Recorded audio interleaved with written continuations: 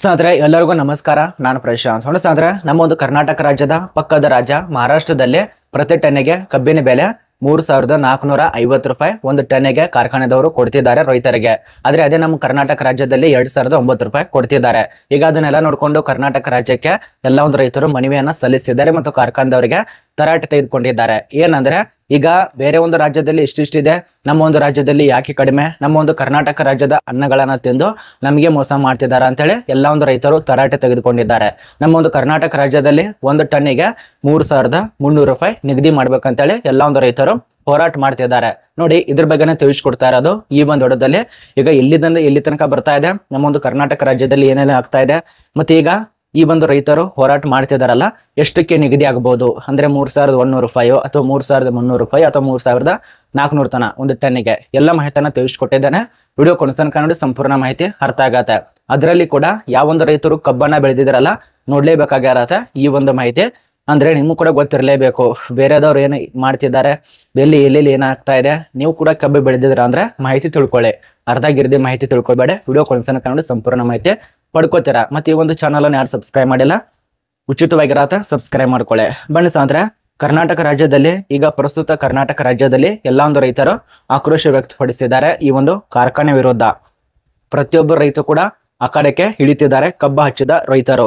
ನೋಡಿ, ಈಗ ರೈತರದ ಪ್ರಶ್ನೆ ಏನಪ್ಪಾ ಅಂದ್ರೆ ಈ ಒಂದು ಕಾರ್ಖಾನೆದವರಿಗೆ 3,300 ರೂಪಾಯಿ ನಮ್ಮ ಒಂದು ಪ್ರತಿ ಟನ್ನಿಗೆ ಕೊಡ್ಬೇಕಂತೇಳಿ ಬೇಡಿಕೆ ಇಟ್ಟಿದ್ದಾರೆ. ಕಾರ್ಖಾನೆ ಮತ್ತು ಸರ್ಕಾರಕ್ಕೆ ಬೇಡಿಕೆ ಇಟ್ಟಿದ್ದಾರೆ.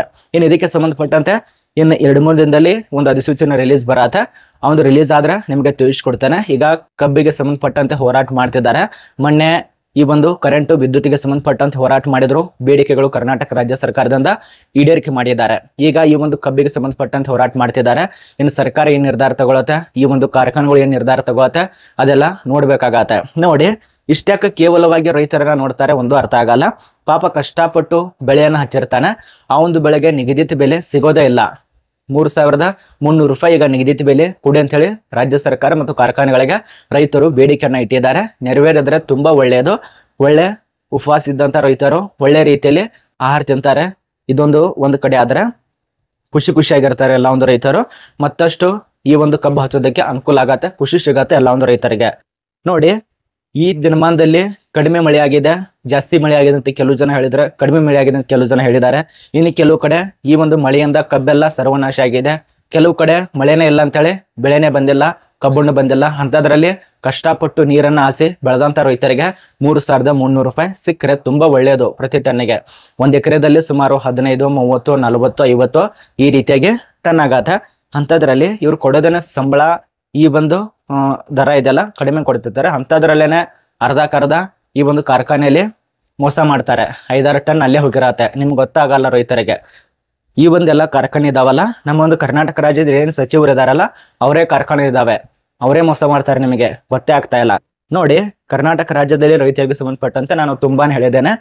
ಈ ರೀತಿಯ ಬೆಳೆಯನ್ನ ನಿರ್ಧಾರ ಮಾಡಿ, ರೈತರಿದ್ರೆ ಎಲ್ಲ, ರೈತರಿರ್ಲಿಲ್ಲ ಅಂದ್ರೆ ಏನು ಇಲ್ಲ ಅಂತ ಹೇಳಿ.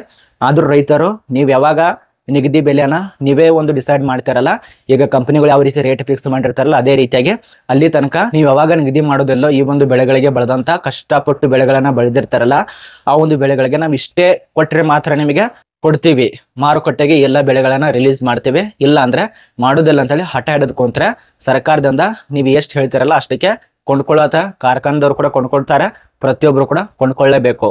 ನೋಡಿ, ವಿಚಾರ ಮಾಡಿ. ಇದ್ರ ಬಗ್ಗೆ ನಾನು ಏನು ಹೇಳಲ್ಲ, ಜಾಸ್ತಿ ಕೂಡ ಹೇಳಲ್ಲ. ನೋಡಿ, ಇಷ್ಟು ಹೇಳಿದ್ದಾರೆ ಇದ್ರ ಬಗ್ಗೆ. ಕರ್ನಾಟಕ ರಾಜ್ಯದಲ್ಲಿ ಇನ್ನೊಂದು ನೋಟಿಸ್ ಬರತ್ತೆ, 3,300 ರೂಪಾಯಿ ತನ ದರ ಬೇಡಿಕೆ ಇಟ್ಟಿದ್ದಾರೆ.